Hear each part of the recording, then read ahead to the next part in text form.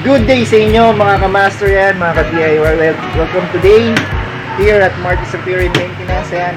At ngayon, I'm with Master Russell. And mabait siya ngayon, naka-uniform siya. Ikataon lang yan.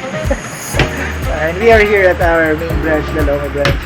At temporarily, yung aming kamuning, naayos sa problema sa sa rent ng ng lugar. And we're looking for much bigger location. Sana matupad this summer. And we will update you later on. At tulad ng pinangako ko sa last vlog ko, i-share ko sa inyo kung paano gumawa nitong garment steamer or yung parang pang dry cleaning.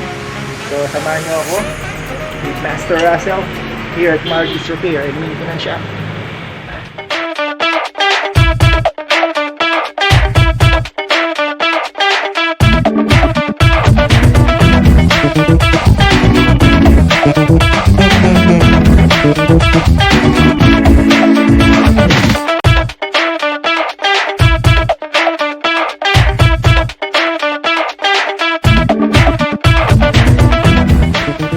So, umpisa na natin kalasin. One by one, tanggalin natin itong hose nya. Bali, ito yung pinaka handle at yung pang plancha, kumbaga sa steamer outlet. Tanggalin natin itong pinaka posting. Galin lang natin ibalik yung i-organize yung mga tinatanggal natin sa isang lugar at temporarily yung mga may thread ibalik muna para hindi ma-misplace. Water container, and then galin na natin itong mga tornilyo sa ilalim.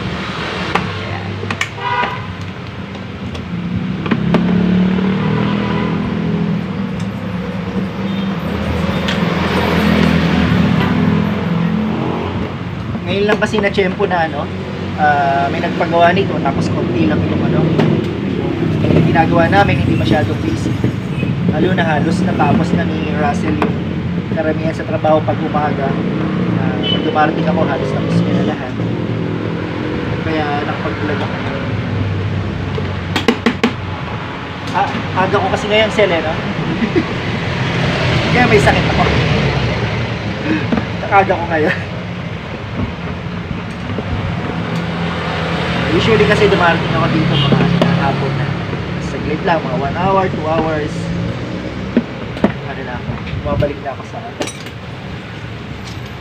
bahay.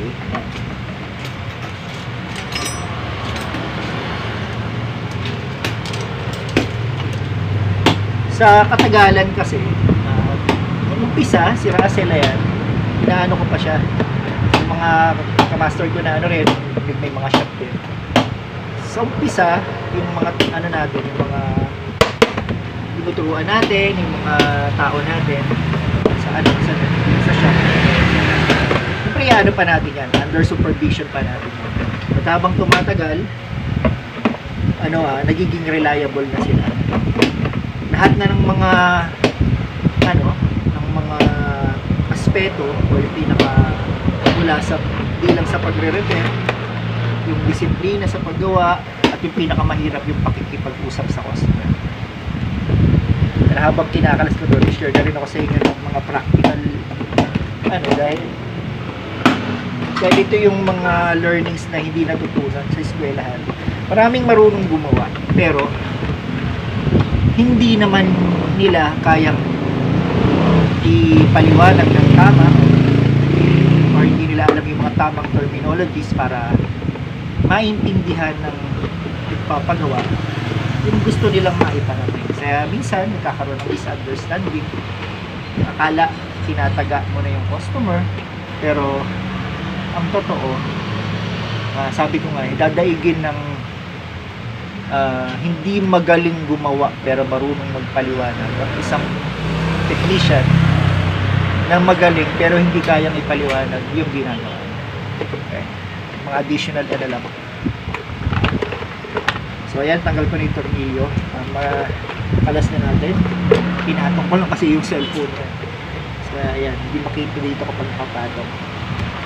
Makikita nyo dito, sa kahit anong ginagawa natin, Pag nakitaan nyo ng ganito, yung mga puti na yan, tinatawag kayo ng watermarks. So, ibig sabihin, sorry, nabagsak.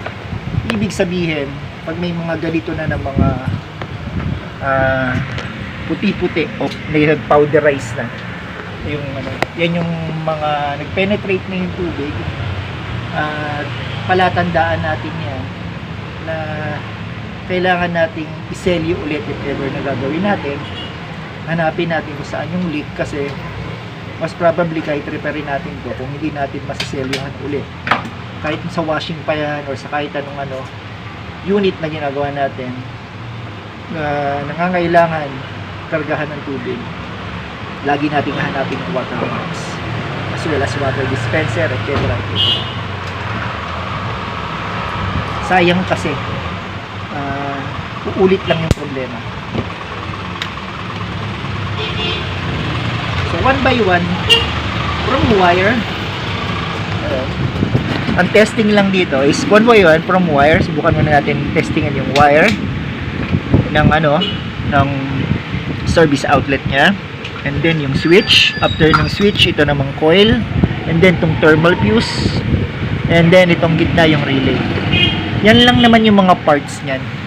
So sa ngayon, testingin ko sila isa-isa, at kapag nag-DIY din kayo, ganun lang din yung kailangan nila. All of the parts from outer papunta sa loob, ganun yung yung proper troubleshooting,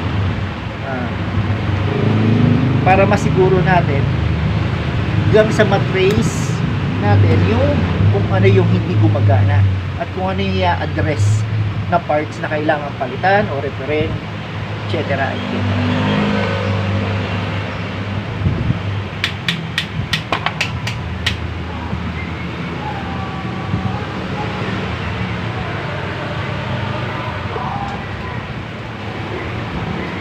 So sa pag-testing nito, ito kasi puro mga 2 terminals bilang yung mga parts natin. Yung wire lang, dalawa lang naman yan, kasi nila yung continuity.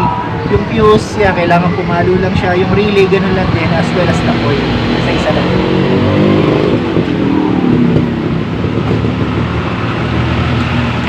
So ngayon, gagamitan ko siya ng test light.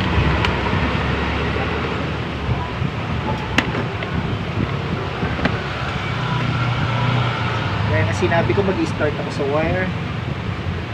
Ikikitin ko lang yan. Buo yung wire. Hindi siya na kaya, hindi ko na masyado mai-ano yung camera. Pero tinignan ko na lang kayo kung ano yung buo. Ayan, makita nyo meron sinisinag. So buo yung coil ko. Buo yung coil niya. Ayan.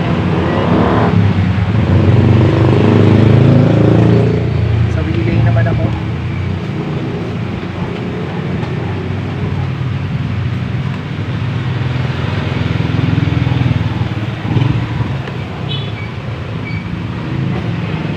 Yun, tok yung relay mo. 1 point. This time, papalitan ko yung relay nya, and then test again. Sa isa, kapag hindi pa rin gumana, hanap ulit. At ang natitira na lang hindi ko natitest is yung switch nya. Sa part na to, kung ba't hindi ko muna tinest, kailangan ko ilabas yung switch dahil alanganin yung position nya nandito sa loob. So, para hindi ako masyado mahirapan, papalitan ko muna yung relay. Diskarte na lang din yung mga bagay na common sense na hindi naman na ituturo agad. Hindi na ituturo, hindi na kailangang ituro. Kasi, yun yung nasa sarili mo ng palo. Kung paano mo iintindihin sa sarili mong kakayahan, yung yung ginagawa mo.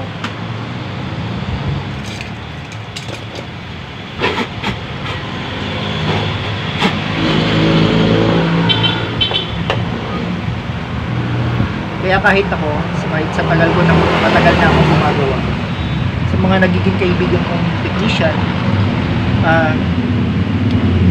kapag gumagawa sila, pag-check kami habang gumagawa sila, nakikita ko yung diskarte nila, pag magkasama kami, minsan tinatawag nila ako, kailangan ng tulong, at tatawagin ko sila kapag meron din rin akong alam. Kasi it doesn't mean na matagal ka nang gumagawa, alam mo na lahat. Everyday matututo ka pa rin. Everyday mayroon pa rin kaya so wag magiging kampante. And ako sinasabi ko rin kay Russell, maging mitikuloso, maging maselan. Dahil yun yung magpapaano sa trabaho mo. Dahil kapag naging kampante ka na, yun yung magiging downfall ng quality ng trabaho mo. Kasi akala relax ka na, hindi mo na masyado inaayos yung trabaho.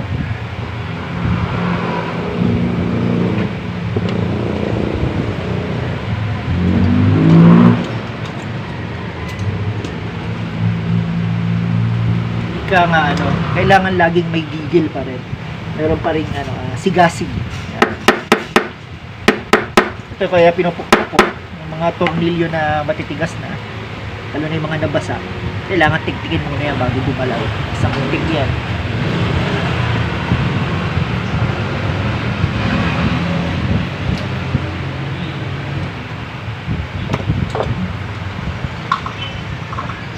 Yung isang ganito rin. Meron ako papakita ko. Ito ginagamit namin kasi yung mga takip ng mga pintura, yung mga gisang ginagamit yung mga Bosley, yung mga pylon, kaya kahit anong canister. Tinatabi namin to as lalagyanan ng mga tornilyo pag gumagawa. Kasi pinaka-common na yan na kapag kinakalas natin, pag binabalik kulang na yung tornilyo. Malaking bagay na yung kung ano yung kinalas natin tornilyo, yung mga original na tornilyo at maaari ibabalik natin. At unless kailangan na palitan na lang.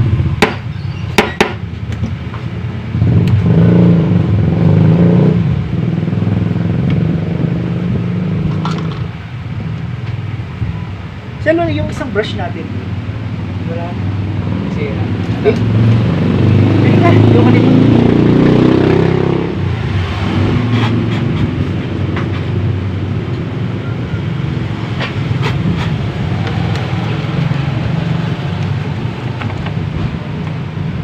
So ito yung relay natin na tinanggalin nasa to. Busted na siya. So ipapalitan natin.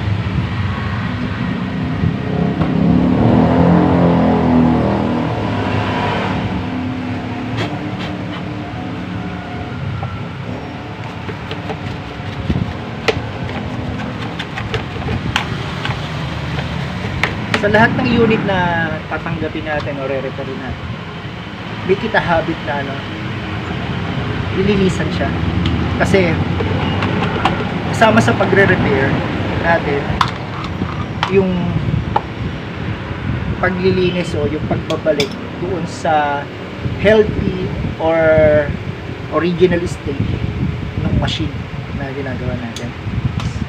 Kasi kung hindi rin naman natin sayang yung ma-maximize natin yung opportunity na gawin lahat ng issue bago ibalik yung unit.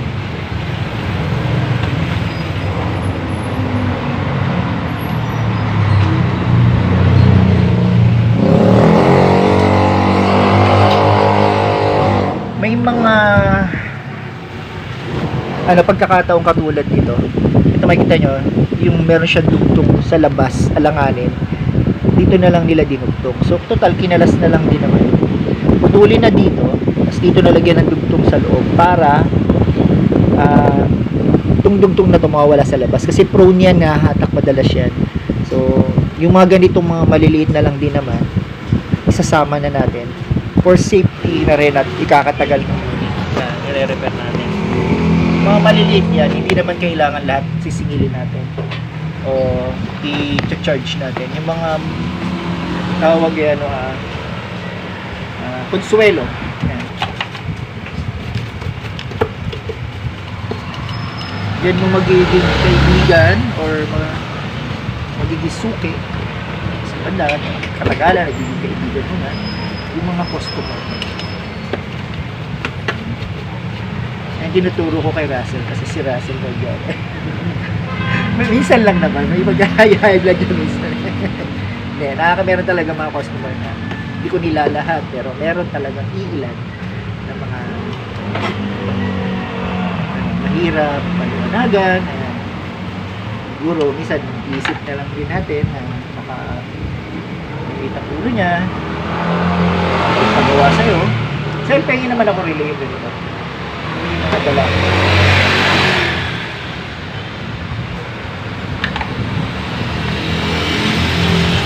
Doon naman masusukat yung ano na, yung sabi ko kanina, yung conversational skills with customers, kung paano mo i-handle. Kasi ang approach dyan is magkakaiba, depende sa personality ng customer na kausap mo. May mga customer na ayaw ng mahabang bulahan o paliwanagan. Gusto direct to the point. Dadalhin, sabihin mo sira, magkano, and then tapos kasi ayaw na lang nasasayang yung oras nila sa mahabang paliwanag na hindi naman kailangan. Ayun yung isa sa mga... Ingay mo ba yaw?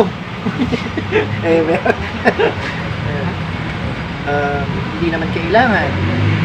At meron naman, ayun yung isa sa mga character ng customer na na-encounter natin. Meron naman na customer na ultimong kaliliitang detalye dinidemand ng paliwanag mo.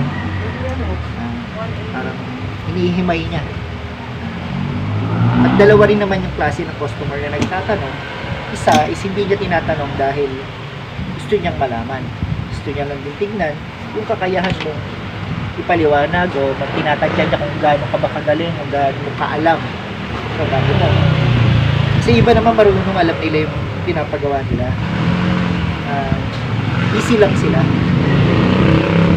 Kaya sila nagpapagawa. So syempre, hindi mo naman ba doon mo naman ikukunin yung loob tsaka yung respeto ng magpapagawa. So ito yung wire. Ito yung habang tingin ko. Tinanggal ko na yung mga dugtong. Ito yung mga buhol-buhol.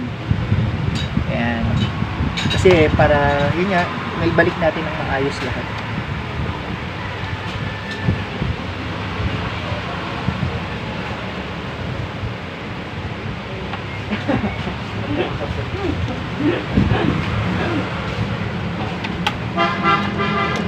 Wala akong nakikita kanya ngayon.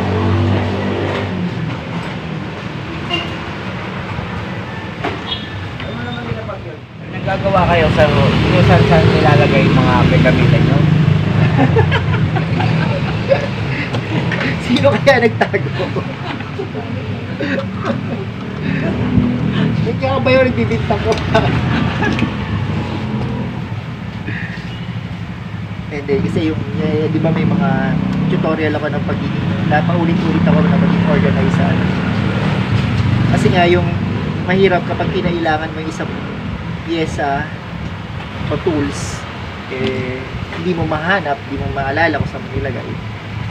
It will consume your work hours or yung time mo na dapat tapos mo na yung trabaho.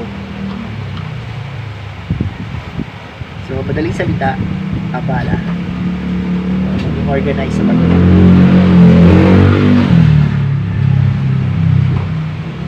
Kasi pag nakasanayan mo yan, it will become a habit. Pag gumagawa ka, hindi mo na mamalayan.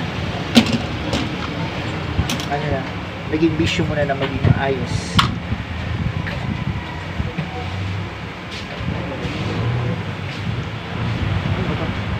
Basta parehas, yung pareho. Ayan, nahanap na ni Russell, wala. Puro wala kasi yan. Ito yan, yung papalit natin really. Doon na ako pag sinasabi niya wala eh. Bubungkali mo ba? Mahirap lang yung Russell. Alam mo pag yung wala, yung talagang pag sinabi niya pa sa'yo, sobrang sigurado siya, hindi, ilang beses ko nang yan.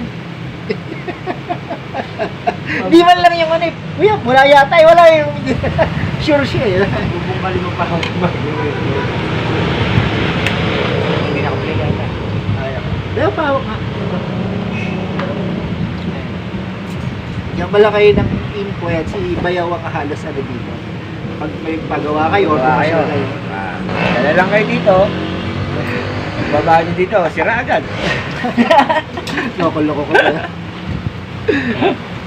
Imbis na bisita dito na mo dinidiscourage Century na to, century egg na tong shop na kayo. Shop na to kaya walang duda na mahuhusay ang mga gumagawa dito.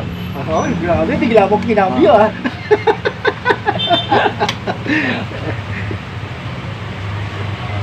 Yan no, sa ano rin, yung pag gumagawa kayo, maging masaya yung environment, yun ang malaking bagay yun. Kasi hindi nyo mararamdaman ng pagod, hindi nyo rin maaalala yung mga bills kung babayaran sa mga problema yung mag-asawa. Mag-ano lang, relax lang. At nang yan ay magiging maayos din.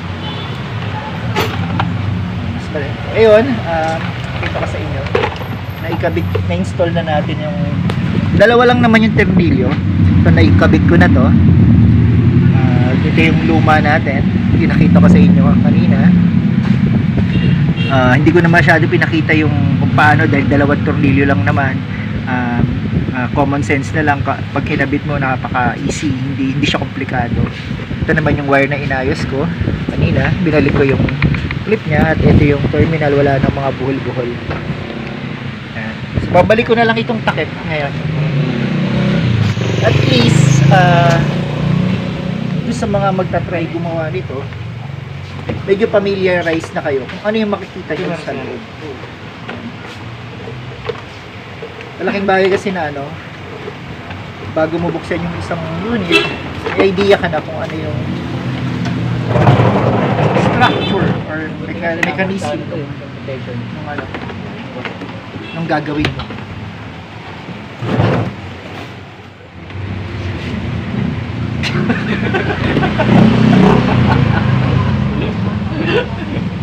Yun naman ang like.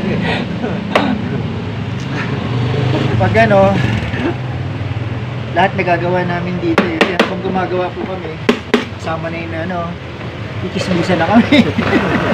Kasi wala na po kwenta yung pinag-uusapan namin.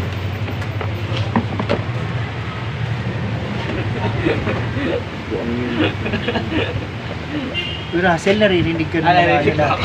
Ano mga pinagsasabi mo? May edit naman yun.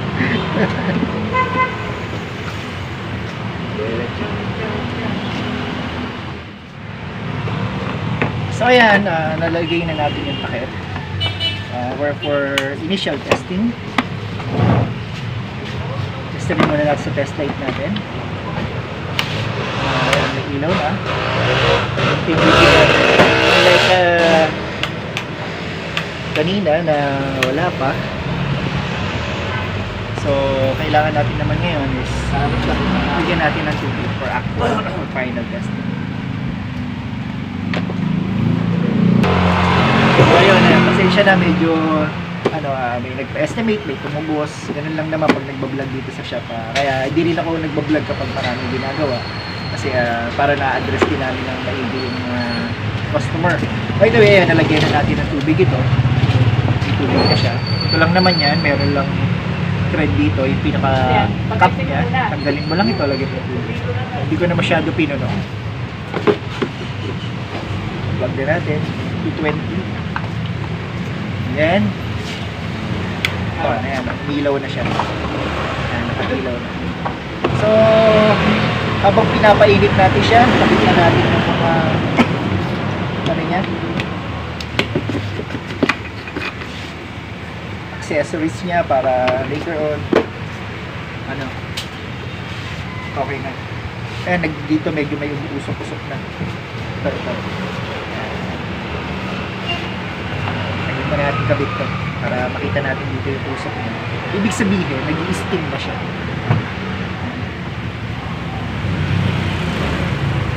Ayan, nakikita niyo na. Kabit na natin ito.